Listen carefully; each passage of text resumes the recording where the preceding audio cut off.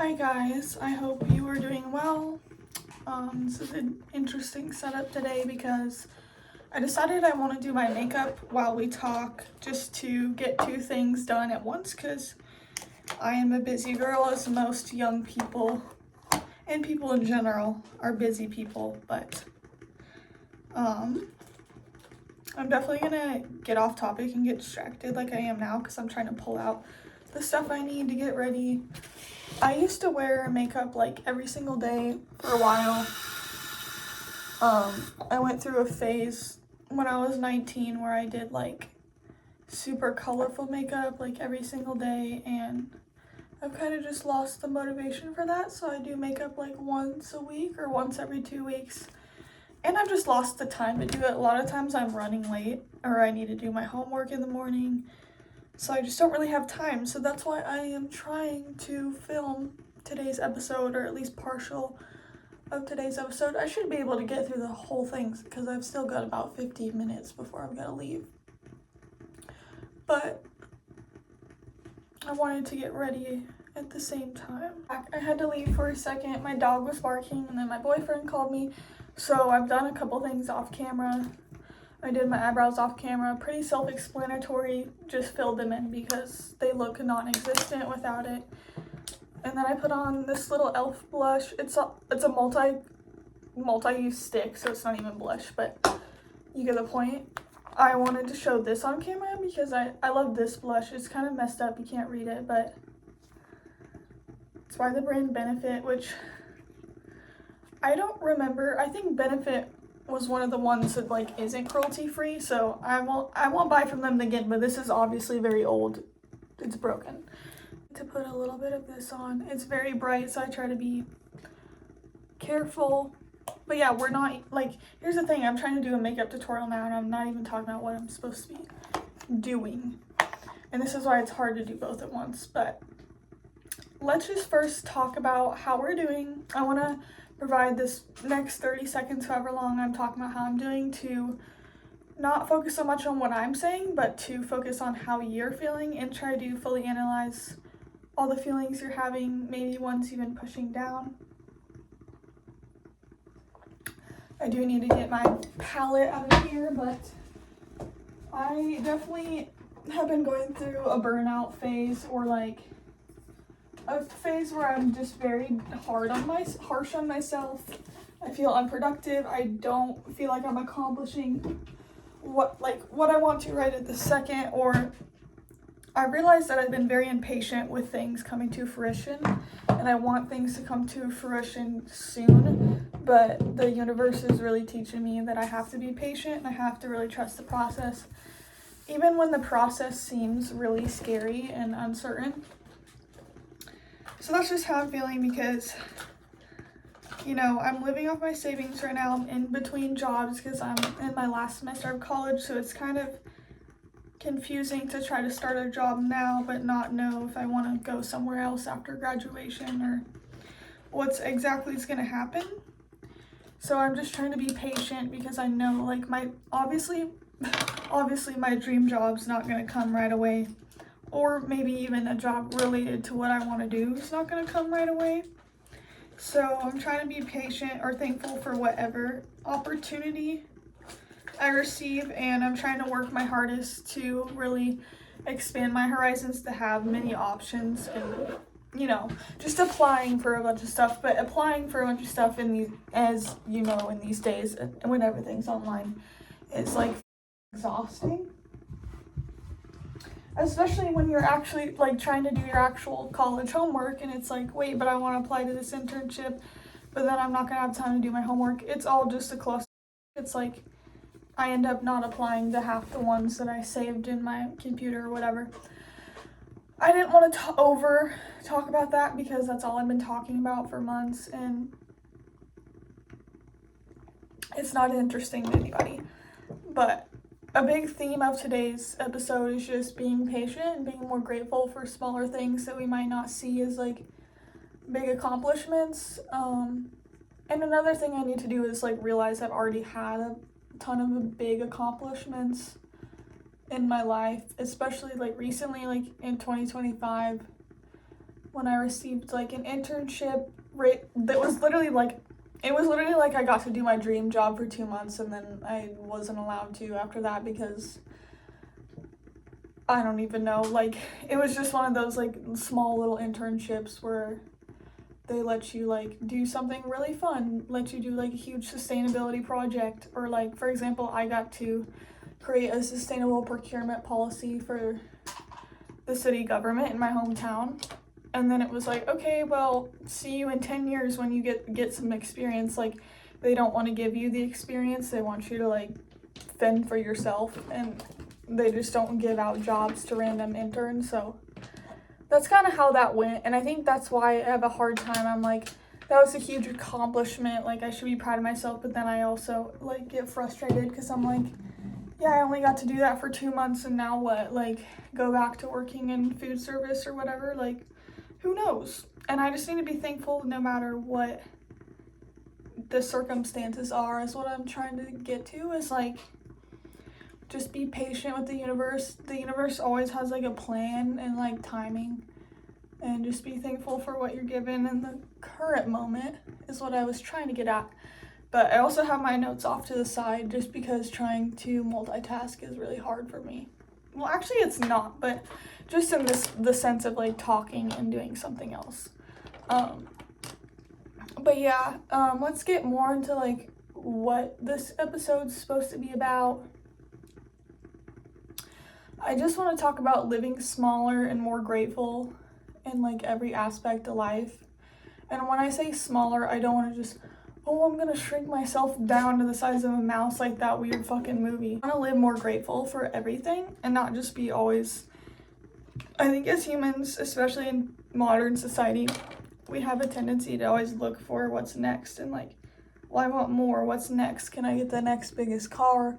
That's just an example. I don't give cars, but you know what I mean. Like, oh, now I'm renting. When am I gonna get my house? Like, oh, I graduated college. Now I gotta go get my job. Like, we're always looking to the next thing instead of being like, wow, look at what I have right here. Look what I've worked towards and what it looks like right now. I mean by living smaller, just noticing each detail in life, like from every hour of your life. Okay, like for example, I have a really busy schedule, especially on Monday, Wednesday, so my day changes drastically, my day changes drastically throughout the day. That doesn't really make any sense, but like 8 a.m., okay, so I have to wake up at 7 a.m. on Monday, Wednesday.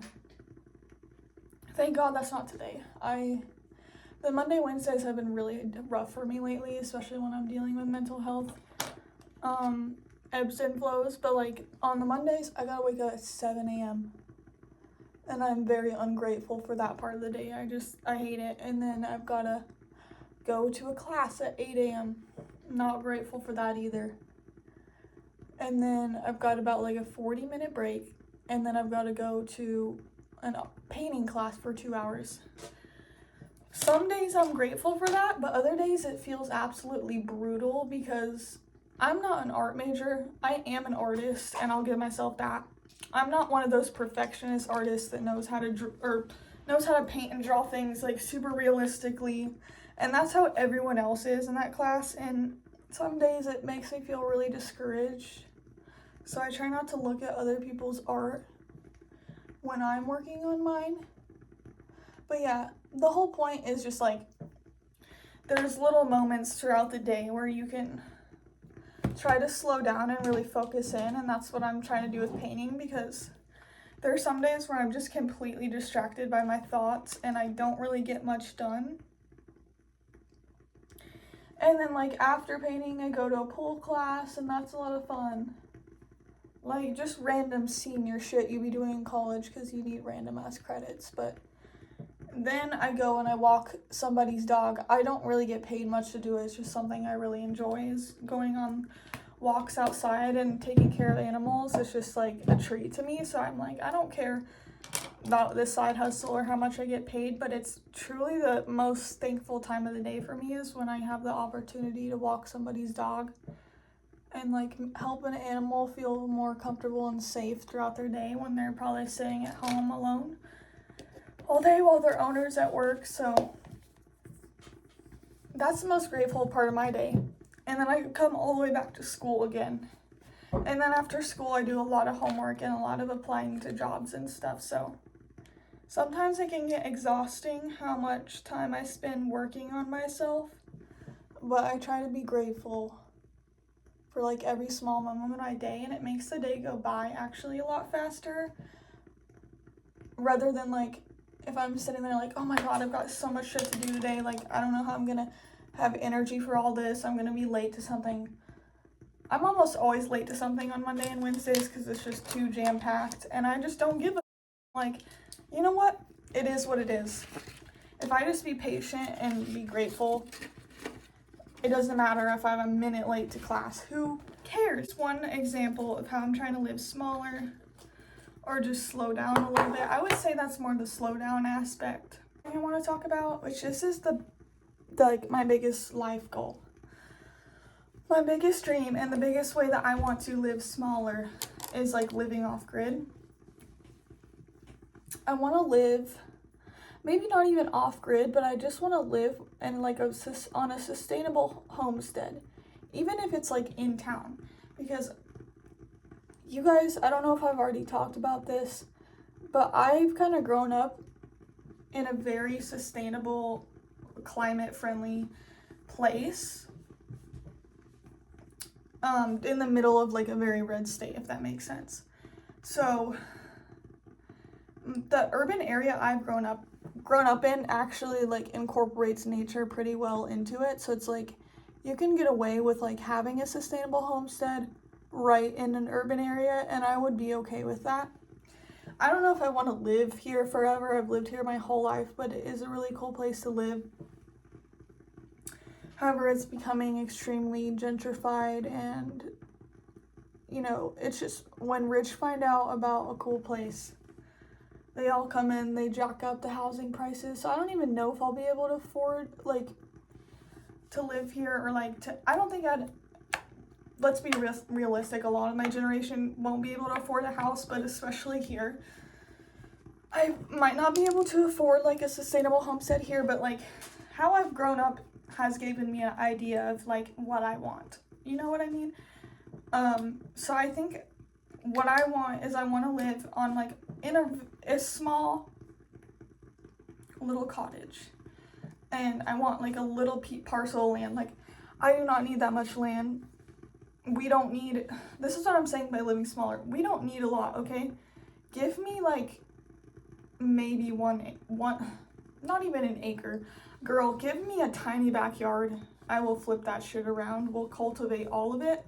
We'll make a huge garden filled with edible vegetables, fruits, herbal medicines, like everything we need. Like, if someone just gave me a small piece of land, or like if I worked hard enough to own a tiny like yard, I would be so thankful. But yeah, I definitely think I want to move away at some point, but I think I want to live somewhere a little bit closer to the coast, but also somewhere where I can have my own garden in my backyard, somewhere where I can also learn to take care of more animals besides just dogs I would be so thankful for. And like I said, it doesn't take that many. Like, if I had 2 chickens, I would be absolutely stoked right now if I had 2 chickens. If I had 2 ducks. If I had 2 ducks and 2 chickens, I would feel so rich in life. Just to be able to take care of those animals as my companions, but also be able to like get protein from them in a sustainable way. And like, I don't know, just having the freedom of like living more with the land and like growing your own food and having those choices feels so free, and it feels like the best form of resistance against like a very oppressive system we live in, where food is getting to the point where it's unaffordable for people and it's not even healthy. They're literally poisoning us on purpose because then they want us to buy into their healthcare system and everything. Don't even get me started on that topic, but to eventually have that ownership, or to have that more reciprocal relationship with the land, because I'm not going to sit here and say, oh, I would own a piece of land. No, that's not what I mean. I just mean I want the opportunity to be on my own and be independent in that way, to learn how to steward to the land better. And something I wrote down in my notes too is like, it's not even that I just want to be involved with agriculture and raising animals and being sustainable in that way, but I also want to give back and restore habitats around where I live, restore wetlands around where I live, create like a bird house or like a bird feeder, something that can help the nature around me. That would bring me so much joy in life. I would never ever feel richer than when I eventually work towards and have these things in my life. I will never feel richer. I don't need anything more than that. That is all I need. And that's what I mean by like, that's why this episode's about living smaller, is because I'm just not one of those type of people where I'm like, oh, what? When I grow up, I want to be rich and I want to have this car and I need this and I need that and I need that. That's kind of overwhelming for me. And I think that's just a destructive way of living on the earth, but also on yourself, because you're never grateful. And you're living so out of touch with like what's actually important. You're not living in tune with nature. It's just like focusing on what society wants. Oh, I want this cool car. I want the Lululemon BS dumb bullshit that everyone wants so I can show off. Like, no, I'm good. I'm good on all that. Like, no thank you is all I'm saying. For like society's version of success and society's version of like happiness and richness and fullness. Basically what I was getting at. That I would like to live smaller, and that I'm encouraging other people. You don't have to watch this and be like, oh my gosh, this girl's telling me what to do with my life. What the No, these are my like ideas of living smaller, and if they inspire you, you can implement them into your life. So I think I already actually talked about this one in the beginning, but the second one I wrote down is just being grateful for every single small achievement.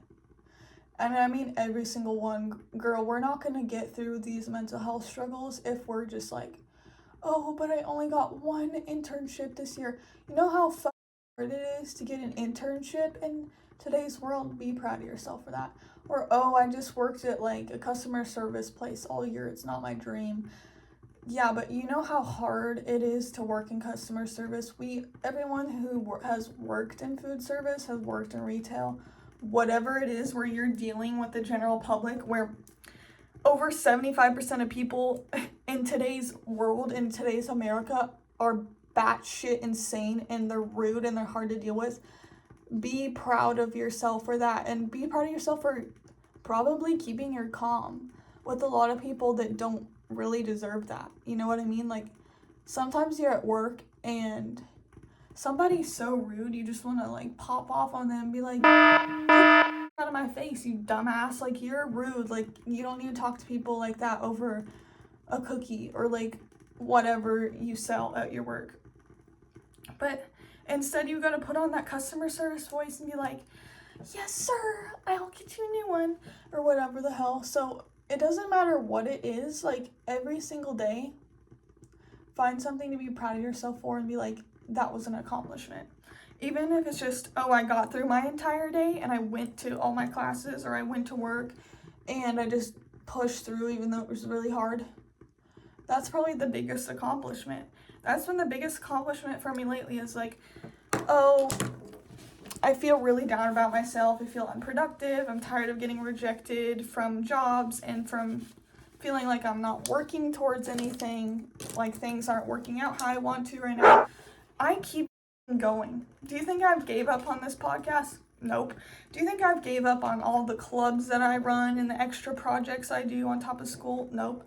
Do you think I've gave up on doing my homework? Absolutely not. Like, do you think I've gave up on applying to jobs? No, I'm still going. Keep going. Just be proud of yourself no matter what the circumstances are, I promise. life will be so full and so whole, and you'll never look at yourself and go, oh, I'm not in the right spot. I'm not where this person is that I saw on Instagram. I'm not doing enough. You'll say, look at what I've done today. Look at what I've done in the past hour. I'm proud of myself. I'm so happy no matter what life throws at me. I'm just happy to be here. That's not an easy thing to do, and that's something I battle with myself on every single day. I woke up this morning with the scaries, if you know what I mean. Do you ever wake up from, I'm talking like way too much, I need to slow down. Do you ever wake up from like, you're just in such a deep sleep, you're having so many dreams, and maybe some of them were bad dreams, but you don't even really remember what they were? That's the state I woke up in this morning, just like so dazed and confused. I had to splash cold water on my face to really like set back into this reality.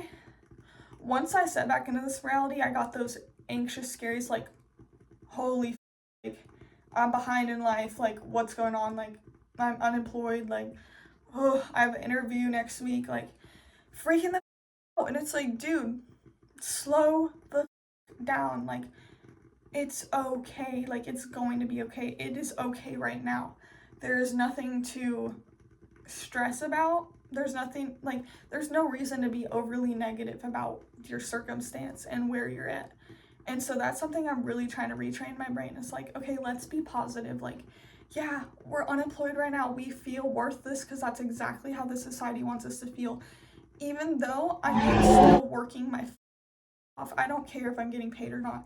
I'm still working so hard every single day on multiple things going on in my life. I have a whole list, okay?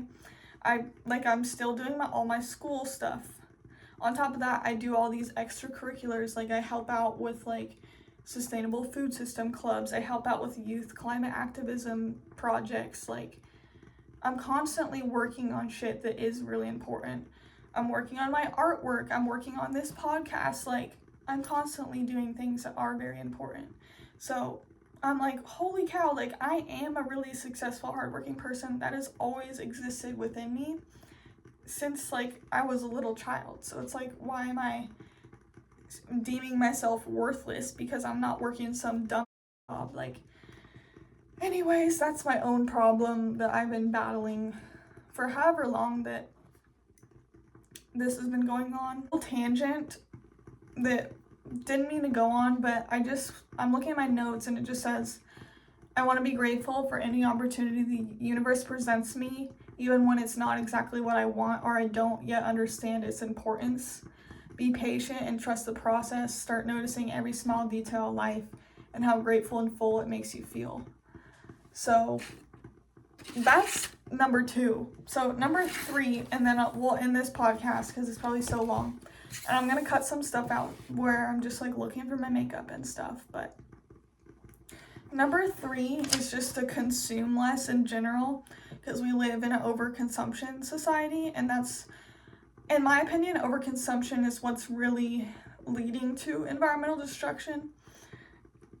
Especially when it's like our society's built on constantly getting richer, like money-wise and monetarily wise, and constantly having the economy increase.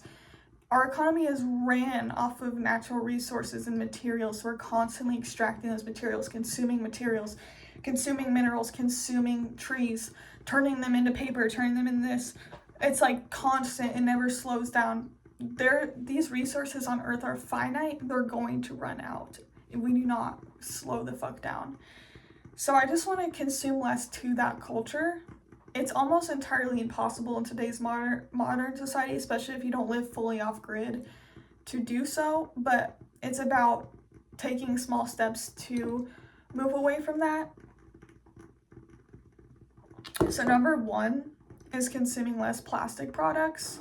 And I'll try my best to provide examples of this, but I think the easiest way for anyone to go about this is just to look at things you use in your daily life. Here's a great example right here. Okay, what's something I use in my daily life? A toothbrush. Is it made out of plastic? Yes. Do I throw it away a lot? Yes. I switched to a biodegradable bamboo. Another good example, this local business in my state. I don't know why that was all oily or what happened to it. I'm kind of concerned about that, but Something must have dripped all over it, to be honest. Anyways, first, shampoo and conditioner products. I stopped buying that dumb the store that has so many chemicals in it, and it comes in a plastic bottle, and it just strips your hair of like everything.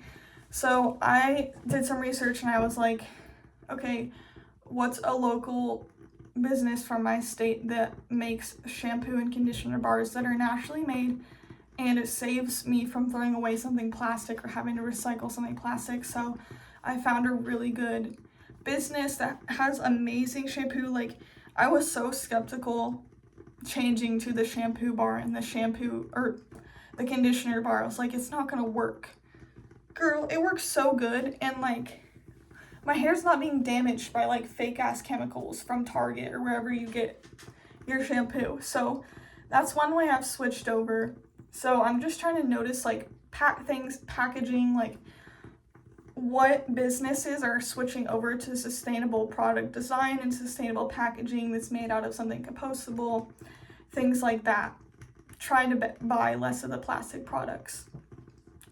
Number 2, this one is going to be really difficult, and I probably won't be able to do this for a long time in my life, just because like it's expensive to do these things, right? And not everyone has the privilege to be fully sustainable, and that's something that I don't think is talked about enough, especially when it comes to like sustainable food systems, is a lot of people do not have convenient access to the most healthiest and sustainable food, so they just eat what is affordable, and that's definitely the boat I'm in right now. I've been trying to save a lot of money, but food is still just so astronomically expensive, and I'm still learning how to fully garden and farm and to hunt and all those. It was processed meats and veggies. I definitely want to move away from supporting corporate agriculture, especially the beef industry, because it's very inhumane, very unethical, and it's causing like a lot of deforestation to the Amazon. Like, a lot of land is cleared for agriculture, and then of course those cows fart and the methane goes up into the sky and everything. So trying to move away from supporting like inhumane consumption of meat in the best way possible. An example of how that can be done sustainably is that my family, and this is just my opinion, this is the values I've grown up with in the state I've grown up with. I know some people are gonna say, oh, I don't agree with hunting, I think it's bad or whatever. I don't believe that, because I grew up in a state where everyone deeply values nature and has this direct connection with nature because they hunt on the land. So my family harvests about 1 to 2 white-tailed deer per year, depending on like if my brother gets one and my dad, or just my dad, whatever. And we try to process all of that meat, use as much of that animal as we can in a very respectful way. It means a lot to our family. It's not just like we see it as like a product or a commodity. So that is how we try to consume sustainable meat that's more healthy for us and more healthy for our environment. And it's actually a good thing because deer are extremely overpopulated where I live. We actually have an urban deer population. They just go around eating shit around town, and they have a bunch of diseases and whatnot. Like, chronic waste disease is a huge issue in my state, so hunting is actually a huge form of conservation. And all that money that is funded from hunting and from hunting permits actually goes directly back to conservation. So it feels like the most sustainable way to consume that type of protein, because I'm personally not somebody who can just like transition over to being vegan or transition over to not eating high protein foods just because of some health issues. So that's where I try to compensate there. And I'd also just like to learn how to do some more catch and cooks. Like, that's why I really want to move somewhere more off-grid or somewhere closer to a river where I can just catch my own fish and harvest them and have that more whole food, sustainable meat in my life. And then as far as vegetables and fruits, I just want to continue to up my surplus and up my knowledge of gardening, because I started like 2 years ago. So like at this point, all I've really grown and produced is like a small handful of carrots, a small handful of golden potatoes, enormous amounts of kale, but it was like infested with aphids that one year, so we had to boil all of it. Lettuce, jalapeno peppers. Like, it's not enough to sustain me and my family. It's enough to just have a nice little snack and be just so thankful for the one opportunity you get to have natural food that's not sprayed with pesticides and GMOs, and to have that direct relationship with nature. It's so rewarding. So throughout my life, I want to eventually get to a point where it's like I have such a surplus of natural homegrown vegetables and fruits and herbal medicines that I don't have to go to the store and buy carrots that taste like fucking shit, if you know what I mean, and probably got flown across America and all the CO2 emissions and everything associated with that. This episode is actually going to be so much longer than I thought. That's a good thing though, having more content. Number 3 is like fast fashion and material items in general. Don't get me wrong, I absolutely love fashion, and I'm always like, oh, well, I'm a sustainable fashion person because I thrift, but over thrifting can be an issue too. But I also see people's point where it's like, oh, if I over thrift, I'm saving stuff from going in the landfill. But it's like, at the same time, girl, we don't have the money to be like thrifting every day. We don't have the room in our closets. Like, I try to just be thankful for all the cute clothes I already have and not just overbuy things I don't need. But yeah, I think I'm at a point in my life where I've completely cut out fast fashion to like the most extent possible. Like, I don't go to a store and ever buy something new. If I do, I just feel stupid because it's always something cheap, and like I'm always like, I can get something way better quality for like $2 at the thrift store. So I kind of thrift seasonally. Like, if I notice like, oh, I don't have any shorts for summer, I'll go thrifting. Oh, winter's really coming this year and I'm cold, I'll go thrifting and get like a nice new warm sweater. Like, but I'm trying to move away from just like buying things that I don't need, because it's like we don't have the money and it's just not good for the environment. It's not good for our mental health. I get overwhelmed by the things I have and I feel ungrateful. I feel like, wow, I have like I have the most massive jewelry collection because that's something I enjoy collecting, but like it makes me feel so gluttonous. It makes me feel sick. I'm like, oh my gosh, I'm so weird. Why do I need all this shit, you know? Number 4 is like negative media and brain rot. I think everyone probably feels this. We need to stop just going on Instagram reels and consuming brain rot. Consuming things aren't good for us because it's just gonna fog our mind, and that's definitely, I'm scared because I was like, wait, what time is it? I have to leave soon. But anyways, I'm gonna just quickly wrap this up. Not good for anyone to consume too much brain rot. It fogs our brain. We've already got a lot of shit stressing us out. Number 4, let's just consume less negative energy in 2026. I need everybody to do a meditation. Even if you're not spiritually familiar, you can look it up or just intuitively do what works best for you.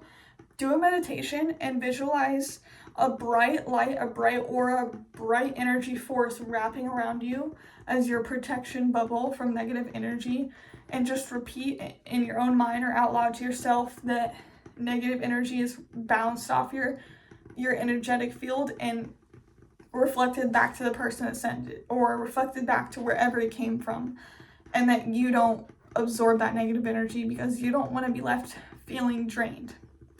Now, y'all, I'm so sorry I've been yapping and at a million miles per hour. I hope you have a great week and that you can live more mindfully and take care of yourself this week. Be easy on yourself. Bye.